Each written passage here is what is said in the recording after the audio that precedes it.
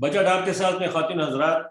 आज मेरे मेहमान हैं इकोनॉमिस्ट मोहम्मद सुहेल, जो यकीनन पाकिस्तान की मईशत पर इतनी गहरी नज़र ज़रूर रखते हैं कि हम उनसे ये पूछ सकें कि सुहेल साहब, ये जो बजट आने वाला है इसमें होने क्या वाला है। यही मैं पूछूंगा, आपको क्या लगता है सुहेल, ये बजट जो है, इसलिए कि गवर्नमेंट जो है मुसलसल अब तक का जो रिकॉर्ड है माजरत के साथ टॉल क्लेम्स करती आई है। उसने बहुत कुछ कहा है कि हमने ये कर लिया वो कर लिया, मईशत के हालात बुरे रहे हैं, कोई भी जिम्मेदार हो उसका, लेकिन हालात बुरे हैं। और इसका मतलब है कि अगर आप ये कहते हैं कि आपकी ग्रोथ बढ़ेगी, आप टैक्स रेवेन्यू ज्यादा कलेक्ट कर सकेंगे, तो ये बातें हो सकती हैं, सच्चाई के करीब नहीं होगा। क्या होने क्या वाला है, एक तो सबसे पहले तो हम देखें टैक्सेशन की तरफ या ओवरऑल रेवेन्यू की तरफ देखें तो क्या होने वाला है, कुछ आप अगर हमें बताएं। आने वाले बजट इसलिए थोड़ा इंटरेस्टिंग है कि इस हुकूमत ने काफ़ी तजुर्बात किए। फाइनेंस मिनिस्ट्री में बहुत तजुर्बात हुए, बेशुमार फाइनेंस मिनिस्टर आए पाकिस्तान की तारीख में। कोई इतना शॉर्ट ड्यूरेशन का फाइनेंस मिनिस्टर इतने 2-3 साल में तब्दील नहीं हुआ। और अब जो नए फाइनेंस मिनिस्टर आए हैं उनकी फीचर ये है कि वो उनको तजुर्बा भी है, वो बिजनेसमैन भी हैं, और उनकी जो एज है उसमें उनको डाउन साइड नहीं है। मतलब उनको जो करना है वो करेंगे, अगर उनकी बात नहीं मानेंगे तो शायद वो काम ही छोड़ दें। तो इसलिए बड़ा इंटरेस्टिंग है। और जो उन्होंने आज से 2 महीने पहले हुकूमत के ख़िलाफ़ जो कहते थे, उनका अभी भी वही थ्योरी है कि हुकूमत ने जो इक़दामात किए हैं बिलख़ुसूस इंटरेस्ट रेट बढ़ा के, और हुकूमत के पास कोई लॉन्ग टर्म प्लान नहीं है, और हुकूमत ग्रोथ स्ट्रैटेजी की तरफ नहीं जा रही।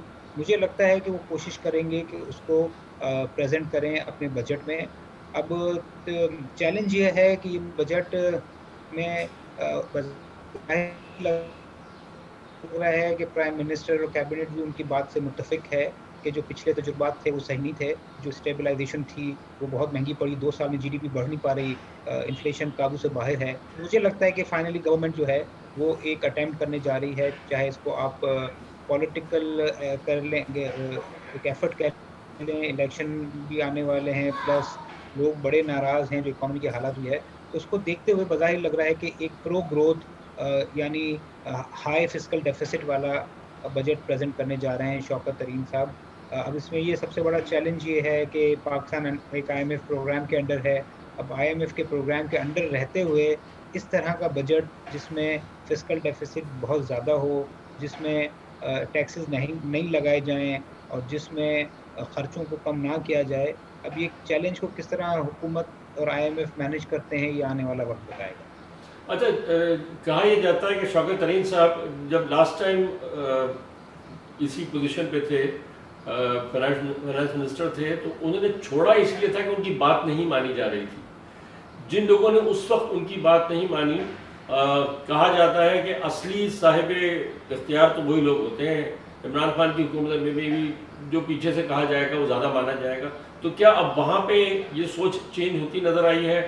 कहीं हमें ये इंडिया कैसे मिलेगा कि जी ओवरऑल इस्टेब्लिशमेंट जो है वो ये कहने को तैयार है कि हाँ जी, ये खान साहब जो कुछ करते आए थे ये गलत था इकनॉमिकली, और जो तरीन साहब को पहले जब डिसएग्री किया था वो गलत डिसएग्री किया गया था, अब शौकत तरीन से एग्री किया जाए, ये हमें कैसे नज़र आता है? क्या ये बजट ही उसका बैरोमीटर होगा या पहले भी कुछ समझ में आ रहा है?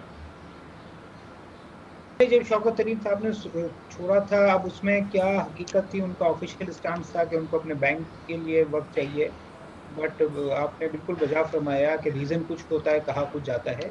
मगर अभी लगता है कि थोड़ा चेंज ऑफ थॉट्स है दोनों तरफ, आई थिंक एस्टेब्लिशमेंट में भी और हुकूमत में भी। क्योंकि ये 2 साल इमरान भाई बहुत ही, मतलब 2 नहीं, मैं तो 3 कहूँगा, जो पिछली हुकूमत का आखिरी साल था, और जो जीडीपी ग्रोथ तो उसमें थी, मगर फिस्कल डेफिसिट, करेंसी की जो हालात थी, तो 3 साल पाकिस्तान की 72-73 साल हिस्ट्री में इतने सख्त साल नहीं गुजरे कि आपकी जीडीपी बढ़ नहीं रही है 2 साल से, आपकी पॉपुलेशन बढ़ रही है, महंगाई बढ़ रही है।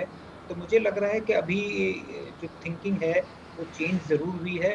मगर ये मैंने आपको पहले भी कहा था, ये रिस्क ज़रूर है, क्योंकि शौकत तरीन साहब का डाउन साइड कुछ नहीं है। उनको अपने प्रिंसिपल्स पे खड़ा रहना आता है, और यहाँ से अगर वो कोई बात नहीं मानते तो नुकसान हुकूमत का तो होगा, मेरे ख्याल में शौकत तरीन साहब का नहीं होगा। वो जहाँ से आए हैं अपने बैंक से वो दोबारा बैंक चले जाएंगे, वहाँ से बैंक में काम शुरू शुरू कर देंगे। तो मेरे ख्याल में बज़ाहिर तो ये लग रहा है कि ये एक वेल प्लान्ड स्कीम है कि पाकिस्तान को जो ये कह रहे हैं ना लो ग्रोथ से और जो स्टैग्नेंट ग्रोथ है या रिसेशन से निकाला जाए और जो अवाम है उसकी भलाई के लिए कुछ एफर्ट की जाए। अच्छा, एक चीज मुसलसल कही जा रही है कि जनाब ये जो पेंडेमिक चल रहा है कोविड का, इसने पूरी दुनिया की मईशत को बुरी तरह धचका पहुंचाया है और हमारे साथ भी वही सूरत हाल है। तो हमारे जो पिछले 1.5-2 साल गुजरे हैं वो तो उसी चक्कर में गुजरे हैं, लेकिन आगे भी यही होगा। और अगर नहीं भी हुआ तो हमारे पास बहुत अच्छी अपॉर्चुनिटी है कि हम जो गलती करें, जो बेवकूफ़ी करें, उसको कोविड के खाते में डालें और आगे बढ़ जाए। और बहुत से लोग इस बात को अब ये कहते हैं, मैं आम आदमी का पॉइंट ऑफ व्यू आपके सामने पेश कर रहा हूँ, मैं चाहता हूँ इसको आप जरा खुल के इसको समझाएं कि ये हम सही सोच रहे हैं या गलत सोच रहे हैं। कि अभी हमारे मुल्क से कोविड अगर चला जाता है तो गवर्नमेंट की इकोनॉमिक वीकनेसेस खुल के सामने आ जाएंगे, तो हम यूज करेंगे इस किस्म की चीजों को। जैसे पहले एक जमाने में सैलाब आ गया तो हमने कहा अरे भाई हम तो बहुत अच्छा कर रहे थे, सैलाब ने तबाह कर दिया। अब हम ये कहते हैं कि कोविड हमें तबाह कर रही है। हमारे पास ये अपॉर्चुनिटी है कि हम इसको ना देखें और आगे बढ़ें, और हमारे पास ये अपॉर्चुनिटी है कि हम इसके पीछे छुपें। गवर्नमेंट क्या कर रही है, आपको क्या करती नजर आ रही है? देखिए मेरे ख्याल में वो कोविड का बहाना आपने बिल्कुल कहा। पहले जो बहाना था वो पिछली हुकूमतें थीं, अब बहाना थोड़ा-सा पिछली हुकूमतें भी हैं और जो है कोविड भी है। मगर मेरे ख्याल में तो हुकूमत को फ़ायदा हुआ भी है और हुकूमत फ़ायदा उठा भी रही है कोविड से। सबसे बड़ा फ़ायदा तो ये है कि आईएमएफ अपनी जो टर्म्स एंड कंडीशंस है उसमें फ्लेक्सिबल हो गया है। पिछले साल आपने देखा कि एक ही साल में 6 माह में 13% से 7% इंटरेस्ट रेट आ गए। बहुत सारी हुकूमत ने सब्सिडी दी, आईएमएफ ने कुछ नहीं कहा और अभी भी बज़ाहिर ये लग रहा है कि कोविड का बहाना करके जो कुछ हद तक जायज़ भी है, आईएमएफ से मज़ीद रिलैक्सेशन ली जाए। और मेरे हिसाब से तो जिस तरह 9/11 के बाद मुशर्रफ साहब ने उसका फ़ायदा उठाया था, उसको कैपिटलाइज़ किया था, इस हुकूमत को भी चाहिए कि उसको कैपिटलाइज़ करे और वो कर भी रही है। ना सिर्फ़ आईएमएफ की लीनियंसी, जो पाकिस्तान की रेमिटेंसेस में इज़ाफ़ा हुआ है, जो आईटी के एक्सपोर्ट्स में इज़ाफ़ा हुआ है, उसमें मेरे कोविड का ही रोल है। जो ट्रैवलिंग कम हुई है और जो डिजिटलाइज़ेशन हुआ है और जो पैसे ऑफ़िशियल चैनल से आ रहे हैं, ये मेरे ख़्याल में तो एक ब्लेसिंग इन डिस्गाइज़ है। तो मेरे ख़्याल में आपका कहना बिल्कुल ठीक है कि हुकूमत कुछ हद तक कोविड के पीछे छुपेगी भी, मगर मेरे हिसाब से वो कोविड की वजह से जो फ़ायदे हुए हैं, उसको कैपिटलाइज़ कर रही है और शायद आने वाले महीनों में भी वो कैपिटलाइज़ करके जो पिछले 2 ढाई साल की जो माशी मुश्किलात थी या जो आप कह लें कि उनकी मिसमैनेजमेंट थी, शायद उसको ओवरकम करने की कोशिश करें। क्या लगता है, अब बिल्कुल बजट अनाउंस होने वाला है, अब गवर्नमेंट तो अभी बता देगी, लेकिन आपको क्या लगता है बजट का साइज क्या होगा? सब मिला के जो हम कहते हैं कि जी टोटल जो आउटले है वो कितना नज़र आता है? कोई फिगर्स तो आ रही होंगी। हाँ, फिगर्स तो आ गई हैं। मेरे ख़्याल में देखें ज़्यादा अब 2 तरह के जब से ये आपके सूबों को इख्तियार दिया गया है, 2 तरह के बजट होते हैं। हुकूमत तो फेडरल बजट प्रेज़ेंट करती है मगर एज़ एन इकोनॉमी हमें कंसोलिडेटेड बजट देखना चाहिए क्योंकि अगर कोई हुकूमत कोई सूबाई हुकूमत भी टैक्स कलेक्ट कर रही है तो वो भी टैक्स सरकार का ही होता है और कोई कैपिटल एक्सपेंडिचर है या डेवलपमेंट एक्सपेंडिचर कर रही है तो ओवरऑल बज़ाहिर हमें लग रहा है कि ये हुकूमत 5.8 ट्रिलियन के एफबीआर के टैक्स कलेक्शन पर जाएगी, जो इस दफ़ा 4.6 या 4.7 है, जिसमें से कोई 300 से 500 अरब के नए टैक्सेस होंगे। अब सबसे बड़ा चैलेंज ये है कि वो नए टैक्सेस कहाँ से आएंगे, ये बहुत बड़ा चैलेंज होगा। दूसरी जानिब जो सारे बजट में एक दूसरा अहम पहलू होगा वो जो शौकत तरीन साहब कह रहे हैं जिससे वो चाहते हैं कि 5% के करीब जीडीपी ग्रोथ हो जाए और हमने देखा भी है माजी में भी जितनी डेवलपमेंट स्पेंडिंग बढ़ती है यानी पीएसडीपी जिसको कहते हैं उसमें फेडरल गवर्नमेंट जो है वो चाह रही है कि 600 साढ़े 600 से 900 अरब कर दे और तकरीबन 1200 अरब जो है वो सूबे भी करेंगे क्योंकि सूबों के हालात इतने बुरे नहीं है जितने फेडरल गवर्नमेंट के हैं। तो ये 2.1 ट्रिलियन का टारगेट उसके लिए रखा जाएगा।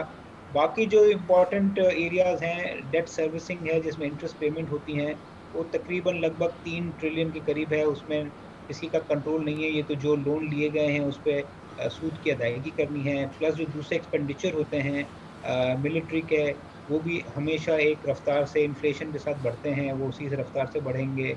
और एक जो दूसरा एरिया है जो बहुत बड़ा प्रॉब्लम है पाकिस्तान के लिए और कंट्रोल में है, वो है दूसरे एक्सपेंडिचर जो होते हैं सरकार को चलाने के लिए, जिसमें गवर्नमेंट की सैलरीज होती हैं, जिसमें बहुत बड़ा अमाउंट पेंशन का है वो होता है, वो भी मेरे ख्याल में 15-20% बढ़ेगा।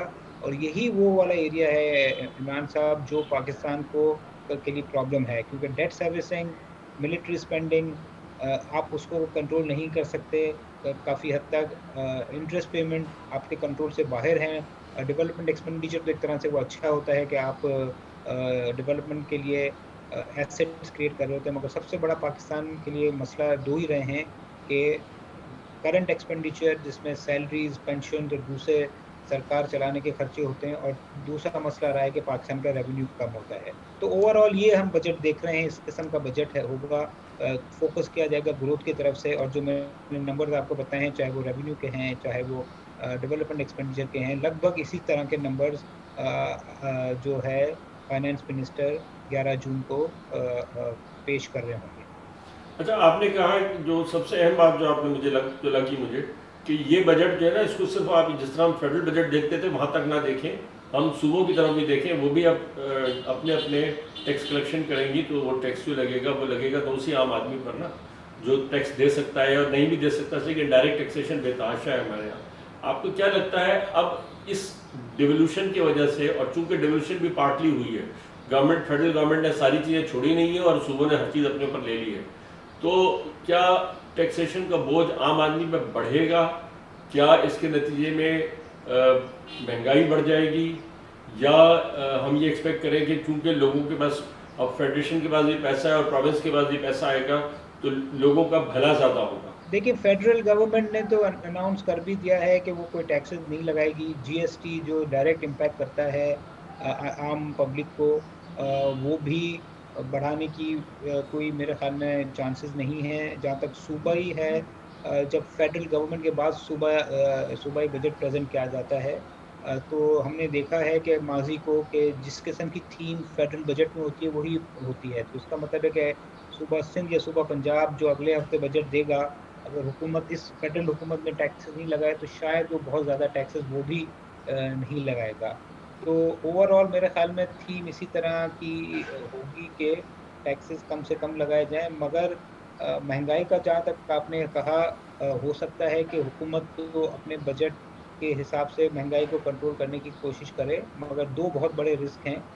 पूरी ग्लोबल इकोनॉमी में बहुत फास्ट रिकवरी हो रही है, और जो ग्लोबल कमोडिटी प्राइसेस हैं जिसमें ऑयल भी है, वो तेज़ी से बढ़ रहा है।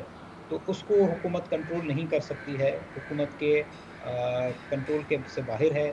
अब मैं आपको एक एग्ज़ाम्पल दूँ, जो पाकिस्तान में सबसे चीज़ महंगाई को जो ट्रिगर करती है, वो पेट्रोल और डीज़ल की कीमतें होती हैं। वहाँ पे हुकूमत जो है 500-600 अरब रुपए का टैक्स जमा करती थी 30 रुपए की पीडीएल लगाकर। अब वो पीडीएल है ऑलमोस्ट 5 रुपए से भी कम हो गई है।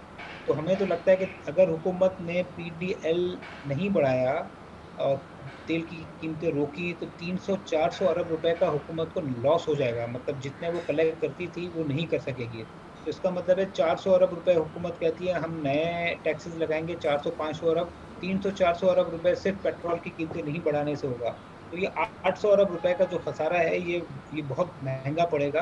तो इवेंचुअली हुकूमत को ये तेल की कीमतें, अगर दुनिया भर में कीमतें कम नहीं आई, तो बढ़ानी पड़ेंगी, जिससे महंगाई बढ़ेगी, और महंगाई 9 से 10% या 8 से 11% की रेंज में ही रहेगी। ना सिर्फ तेल की कीमतें बढ़ रही हैं, आपको पता होगा कि पाम ऑयल की कीमतें हैं, वो कोयले की कीमत है। तो पाकिस्तान बहुत बड़ा इम्पोर्टर है, नेट इम्पोर्टर है, तो जो भी चीज़ इम्पोर्ट होती है वो महंगी होगी। तो महंगाई जो है मुझे लगता है वो ज़्यादा रहेगी। जहाँ जीडीपी बढ़ रही है वहाँ पे इन्फ्लेशन भी अगले साल मुझे लगता है कि ज़्यादा ही रहेगा।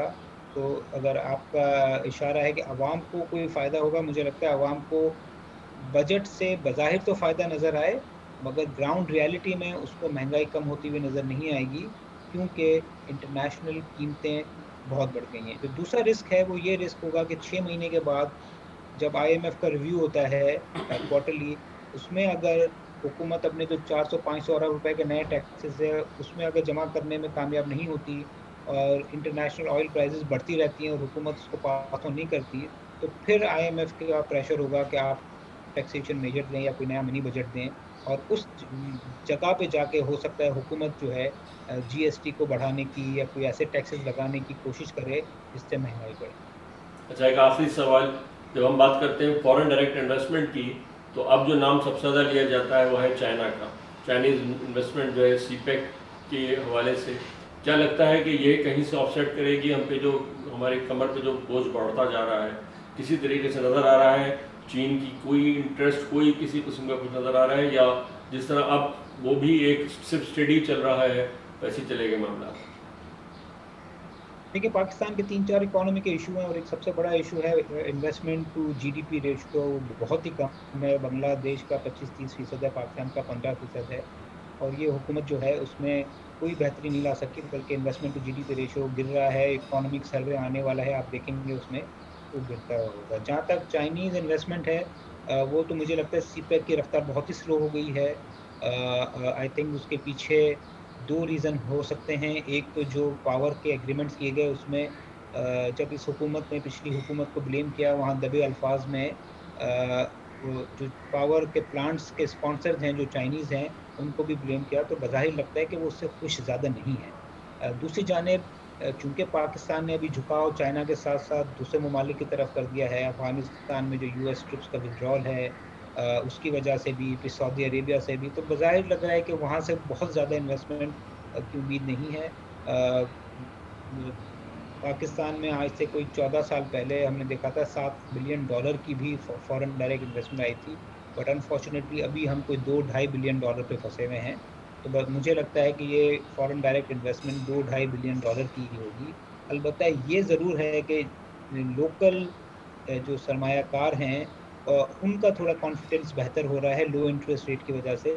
तो लोकल इन्वेस्टमेंट थोड़ी देखी जाए, मगर जो आपका सवाल था फॉरेन डायरेक्ट इन्वेस्टमेंट और चाइनीज़ इन्वेस्टमेंट की, तो मुझे वहाँ कोई बहुत ज़्यादा बेहतरी अगले साल नज़र नहीं आती। मतलब ये कि वो जो खान साहब आपसे कहते हैं कि घबराना नहीं है, तो बस घबराना नहीं है, बाकी घबराने की ज़रूरत ज़रूर रहेगी आपको। और बहुत बहुत शुक्रिया सुहेल साहब आपका, और आपने जो हमें बताया। लोग हमेशा हर दफ़ा बजट पे आके कहते हैं महंगाई महंगाई, अब की बार वो लगता है बिल्कुल सही कह रहे होंगे, कोई हालात अच्छे होते नज़र आ नहीं रहे। हालांकि बड़ी अच्छी अच्छी उम्मीदें हमें हमारे लीडर्स दिलाते रहे हैं, लेकिन वो कहाँ लीड कर रहे हैं इकोनॉमिकली वो नज़र आता है। ख़ातिन हज़रात, बजट आपके साथ में आज इतना ही, इजाज़त दीजिए। अल्लाह।